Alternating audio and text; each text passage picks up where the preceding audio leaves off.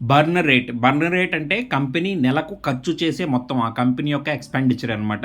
కంపెనీలు ఇంకా లాభాలను ఆర్జించనప్పుడు తమ నగదు నిల్వలను ఖర్చు చేసే రేటు ఇది. ఇంకా ఇప్పుడే కొత్తగా పెట్టిన కంపెనీలు ఏవైతే ఉంటాయో వాళ్ళు ఇంకా లాభాలనైతే ఆర్జించనప్పుడు వాళ్ళ లాభాల కోసం నగదునైతే ఖర్చు చేస్తారు. దాన్ని బర్న్ రేట్ కింద చెప్తారు. అధిక బర్న్ రేట్ కంపెనీ తమ నగదు ద్వారా ఉపయోగిస్తుందని చూపిస్తుంది. ఏదైతే అధికంగా ఖర్చు చేస్తారో వాళ్ళు ఆ బర్న్ రేట్‌ని ఉపయోగించి కంపెనీ నగదునైతే త్వరగా ఉపయోగిస్తారు.